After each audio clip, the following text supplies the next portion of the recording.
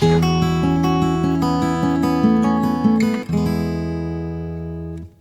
हम स्टार्ट करने जा रहे हैं चैप्टर 9, दैट इज इंक्रीजिंग एन्युटीज। देखिए, पिछली क्लासेस में हमने किया था that was the case of level annuity. हमने लेवल एन्युटी पहली क्लास में किया जिसमें कि इंटरेस्ट रेट और पेमेंट इंटरवल मैच करते थे। फिर हमने किया जहाँ पर इंटरेस्ट इंटरवल और पेमेंट इंटरवल मैच नहीं करते, यानी कि एन्युटीज पेबल पीएथली। फिर नेक्स्ट क्लास में हमने किया continuously deferred annuity. But her case में हो क्या रहा था कि जो एन्युटी का अमाउंट था ना वो सेम रह रहा था, यानी कि अगर इंस्टॉलमेंट का साइज देखें तो हर बार इंस्टॉलमेंट का साइज जो है वो सेम रह रहा था। तो मैंने जब एन्युटी स्टार्ट किया था तो मैंने कहा था कि एन्युटी का मतलब होता है sequence of periodic payment. But अगर वो sequence of fixed periodic payment हो जाए that becomes level annuity. But annuity तो ऐसे भी हो सकती है कि मैं पहली इंस्टॉलमेंट 10,000 की दूंगा, अगली 11,000 की दूंगा, अगली 12,000 की दूंगा, इस तरह से। पहली 10,000 की दूंगा, अगली 9,900 की दूंगा, अगली 9,800 की दूंगा, इस तरह से। या हर पेमेंट पिछली पेमेंट से 2% फालतू होगी, यानी कि कांस्टेंट अमाउंट से भी मैं चेंज कर सकता हूँ, इंक्रीज या डिक्रीज, या कांस्टेंट परसेंटेज से भी मैं चेंज कर सकता हूँ, इंक्रीज या डिक्रीज। तो ऐसी सिचुएशन जिसमें कि एन्युटी का अमाउंट सेम ना रहे, ठीक है, और एक पर्टिकुलर पैटर्न के अकॉर्डिंग, देखो रैंडम इंक्रीज को हम एन्युटी नहीं मानेंगे। मतलब पहली पेमेंट 10,000 की है, अगली 11 की है, अगली 16 की है, फिर अगली 19 की है, फिर 20 की है, फिर उसके 28 की हो गई। ये रैंडम इंक्रीज है, इसको हम एन्युटी में नहीं ट्रीट करेंगे। एन्युटी में हम क्या बात करेंगे कि या तो एक कांस्टेंट अमाउंट से इंक्रीज हो रही हो या एक कांस्टेंट परसेंटेज से चेंज हो रही हो। चलिए, तो इंक्रीजिंग एन्युटी के केस में हम फर्स्ट केस लेते हैं simple increasing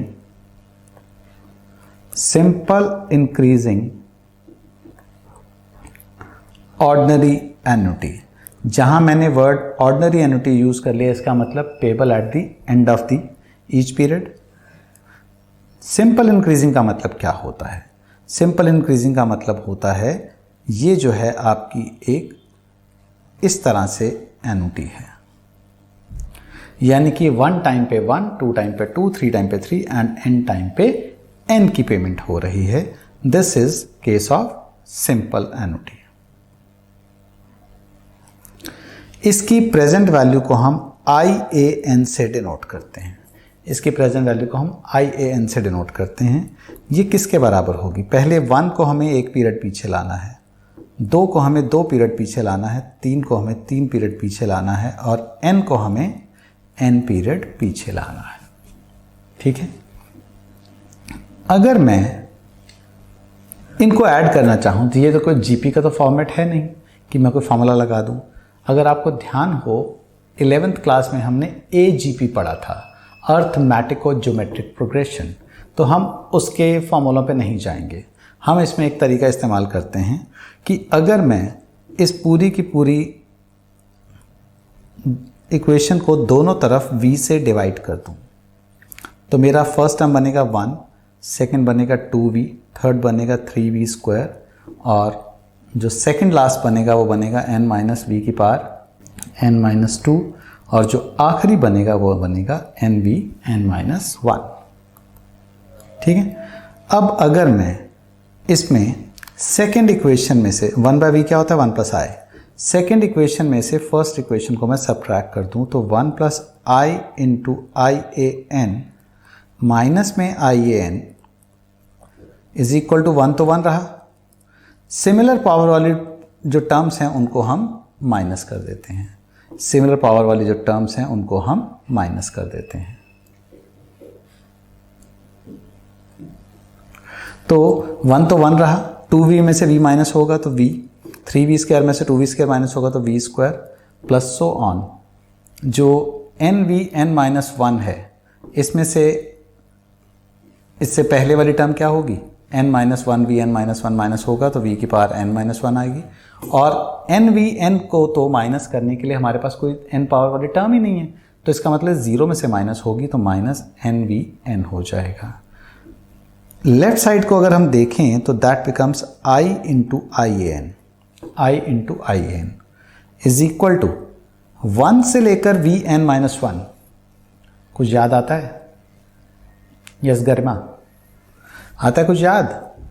yes, annuity due, this is A due N minus NVN as it is. तो IAN का हमारा फॉर्मूला क्या हो गया? ये हो गया a due N minus NVN divided by I। ठीक है, तो IAN की वैल्यू निकालने के लिए आपको क्या करना होगा? आपको एक तो ए ड्यू एन निकालना पड़ेगा और एक V⁻n को यूज़ करना पड़ेगा। तो अगर मान लो मैं आपको ये कहूँ कि I810 निकालो eight 9% per annum effective, I810 निकालो एट 9% पर एनम इफेक्टिव, तो आप क्या करेंगे? तो सिंपली आपको क्या करना है?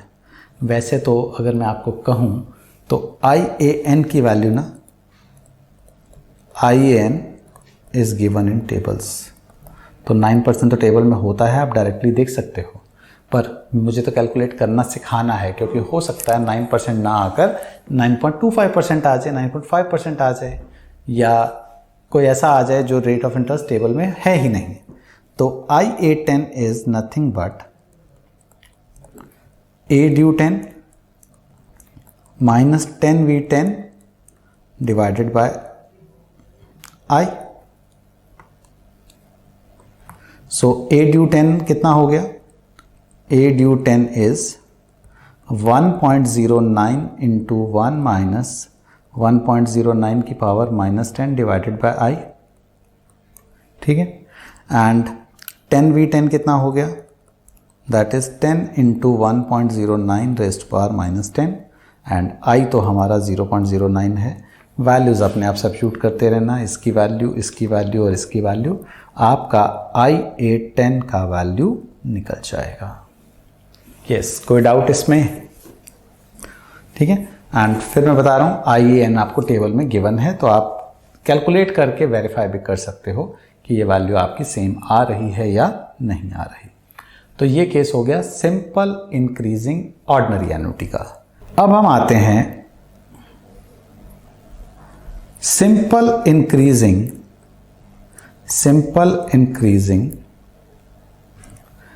Annuity due, simple increasing annuity due, that is case 2। तो देखो, अगर ये एन्युटी ड्यू है, अगर ये एन्युटी ड्यू है तो पेमेंट कहाँ से स्टार्ट होगी? 0 से। 0 पे 1, 1 पे 2, 2 पे 3, n-1 पे n, और n पे कुछ नहीं पे हो रहा, n पे कुछ नहीं पे हो रहा। इसकी प्रेजेंट वैल्यू की नोटेशन होती है IA ड्यू n, जो कि क्या होगी? 1 तो 1 रहेगा, 2V⁻1, 3V⁻2 plus so on NVn-1, NVn-1।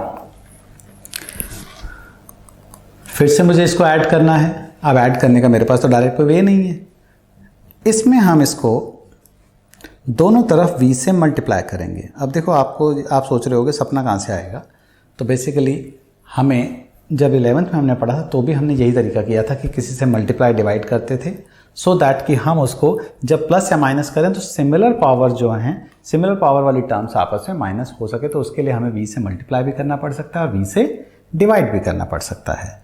चलिए, v plus 2v², 3v³ plus so on NVn।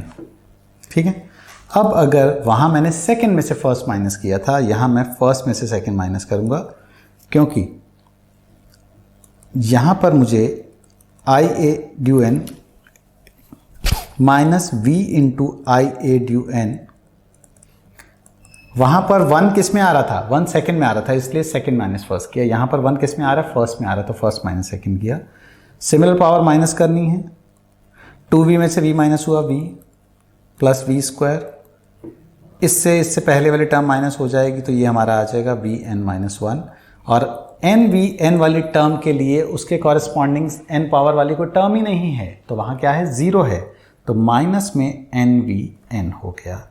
ये हमारा सारा लेफ्ट साइड तो बन गई 1 minus v into IA due n, right side बन गई ए ड्यू एन, माइनस में N V N, so I A due N is equal to A due N, 1 minus B क्या होता है, डी होता है, माइनस एन वी एन।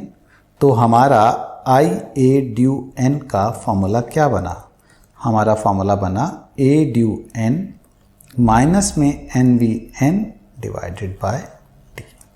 ठीक है, तो वैसे सिमिलर ही है, न्यूमरेटर तो सेम ही है। वैसे भी अगर आपने देखा हो तो आई ए जो अगर पहले नॉर्मल एन्युटी की बात करें तो उसमें भी ड्यू में और ऑर्डिनरी में डिनोमिनेटर में ही चेंज आता था, न्यूमरेटर में कोई इम्पैक्ट नहीं होता था। तो यहाँ पर भी सेम वही चीज़ है।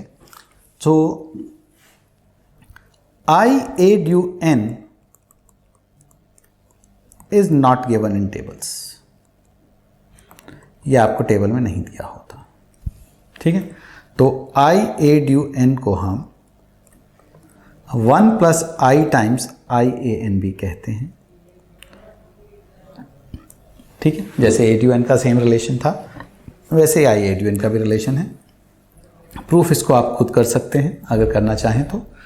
ठीक है, एंड अगर कोई उसमें डिराइव करने डाउट आता है तो वो हम क्लास में डिस्कस कर सकते हैं या डाउट्स में पूछा जा सकता है।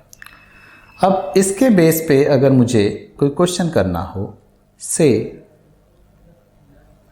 मुझे आई ए ड्यू 10 एट 9% निकालना है, तो I A due 10 is equal to क्या होगा, a due 10 minus 10v10 divided by D होगा।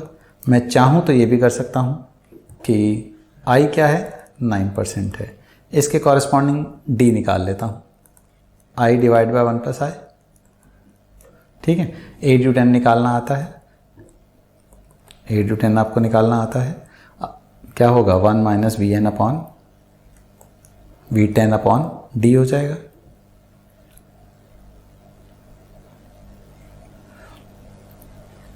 ठीक है, ऐसे ही 10v10 मैंने आपको पहले निकालना सिखाया था, डी मेरे पास गिवन है, बस वैल्यूज पुट कर देना, आंसर आ जाएगा। अदरवाइज आप चाहो तो ये भी कर सकते हो, आई ए ड्यू 10 चाहिए, it is 1.09 times I A 10 and I A 10 at 9% is given to you in tables. तो डायरेक्टली आप वहाँ से वैल्यू भी पुट कर सकते हो।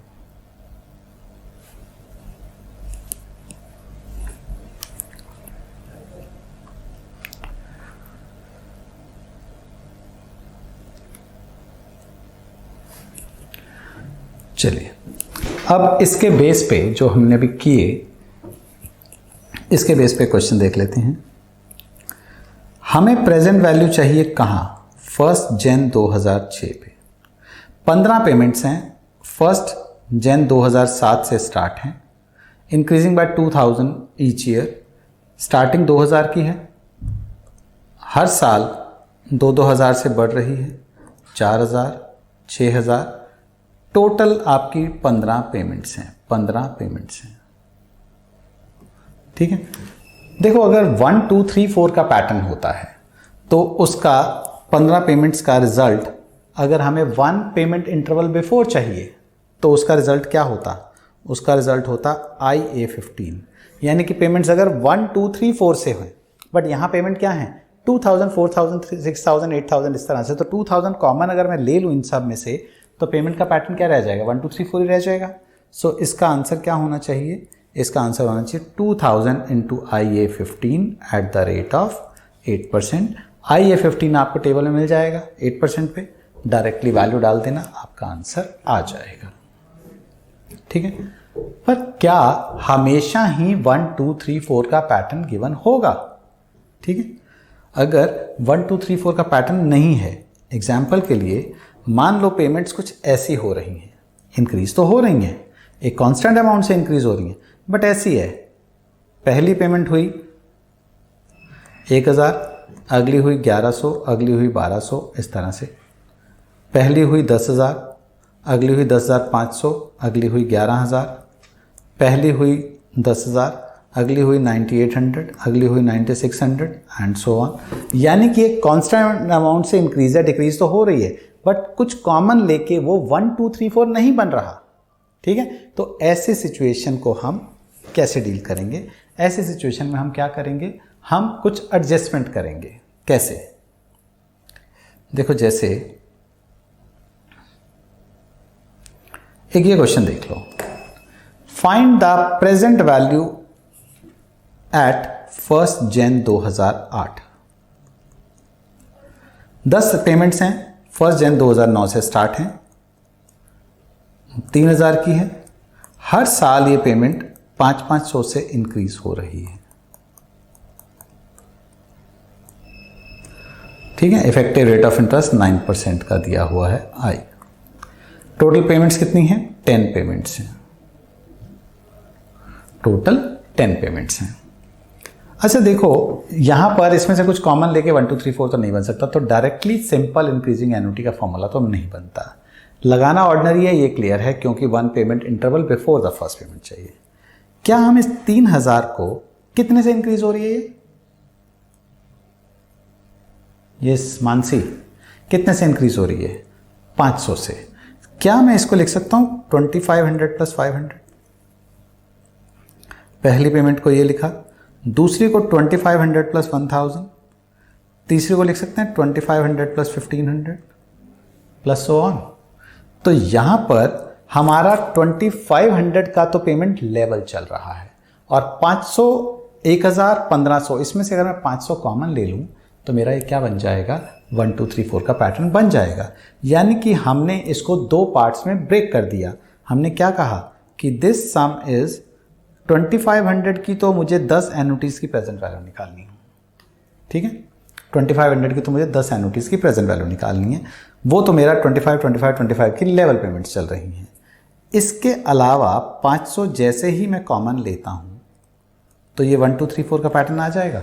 तो वैल्यू क्या हो जाएगी इसकी? प्रेजेंट वैल्यू IA10 हो जाएगी। यानी कि जो टोटल प्रेजेंट वैल्यू हुई वो क्या हो गई? 2500 A10 प्लस 500 IA10। कौन से रेट पे? कितना रेट ऑफ इंटरेस्ट दिया है? 9% पर एनम का। कैलकुलेशन पार्ट खुद कर लोगे, ठीक है। चलो एक और देखते हैं इसका।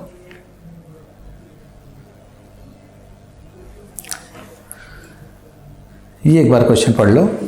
अ man makes payment into an investment account 4000 time 5 पे दी उसने। 4000 टाइम 5 पे दी है। 6 टाइम पे 13900 दी है। ये एक तरह से डिक्रीजिंग का केस हो गया। 7 टाइम पे 3800 दी है। 15 टाइम तक देता रहा जब तक कि पेमेंट 3000 नहीं हो गई। ठीक है, तो total number of payments count कर लो। वैसे तो क्या करना चाहिए? 15 माइनस 5 प्लस 1, या फिजिकल काउंट कर लो। 5 6 7 8 9 10 11 12 13 14 15, टोटल आपने 11 पेमेंट्स की हैं। ठीक है, 11 is the number of payments. या आप ये भी कर सकते हो 15 माइनस 5, क्योंकि 5 पे भी इंक्लूड हो रहा है, इसलिए एक एक्स्ट्रा पेमेंट 5 वाली को ऐड कर दें तो भी हमारी 11 पेमेंट्स हो रही हैं। बट अब ये इंक्रीजिंग नहीं डिक्रीजिंग है। तो जब इंक्रीजिंग होता था तो हमने उसको 2 पार्ट्स में स्प्लिट किया था, 2500 प्लस 500, 2500 प्लस 1000। यहाँ पर कितने का डिक्रीज हो रहा है, कितने का फॉल हो रहा है? 100 का फॉल आ रहा है। मैं क्या इसको लिख सकता हूँ 4100 माइनस 100। इसको मैं लिख सकता हूँ 4100 माइनस 200, 4100 माइनस 300, 4100 माइनस 1100। तो एक तरह से 4100 की हो गई लेवल पेमेंट्स। 4100 की हो गई लेवल पेमेंट्स। हमें प्रेजेंट वैल्यू कहाँ चाहिए?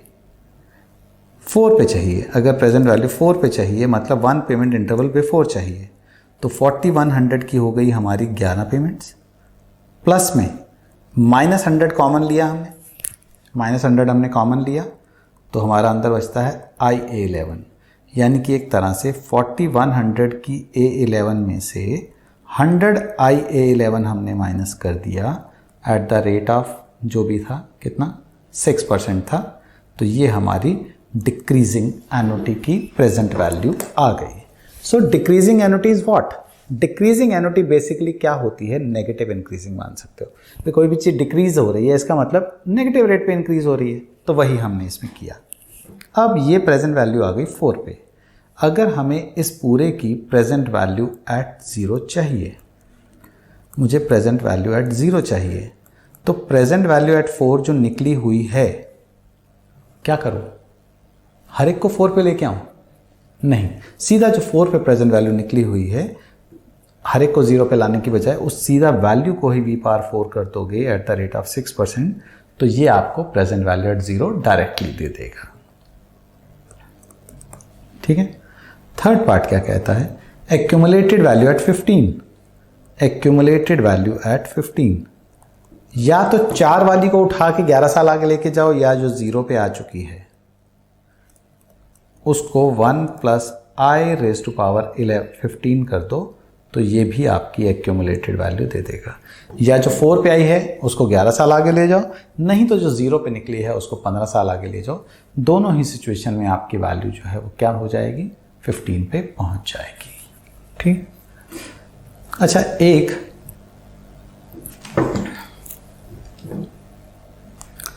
और फॉर्मूला है i/a/n का। ठीक है, वो ना हम कैलकुलेशन पर्पस के लिए जनरली इस्तेमाल नहीं करते हैं। वो क्या है?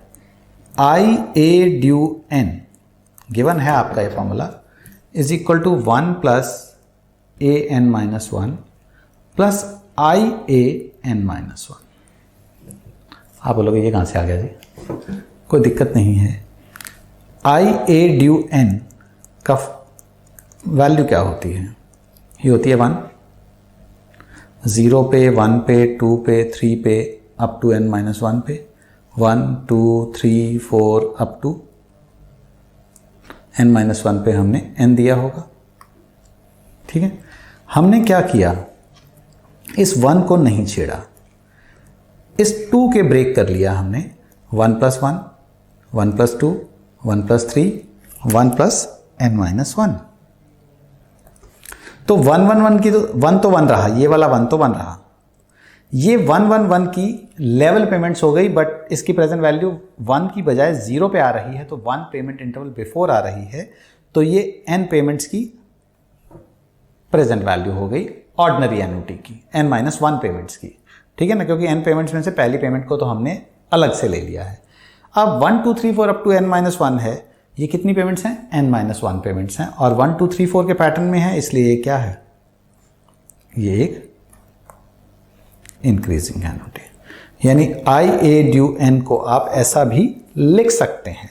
ठीक है, तो कई बार ऐसा आता है कि ये चीज़ वेरीफाई करनी आ जाती है कि i/a/n की वैल्यू कैलकुलेट करो और इसकी वैल्यू कैलकुलेट करो और वेरीफाई करो कि दोनों का आंसर सेम आ रहा है, तो फिर आपको ये फॉर्मूला यूज़फुल हो सकता है। अदरवाइज मुझे नहीं लगता कि कैलकुलेशन पर्पस से हमें इसकी कहीं ज़रूरत पड़ने वाली है। ठीक है।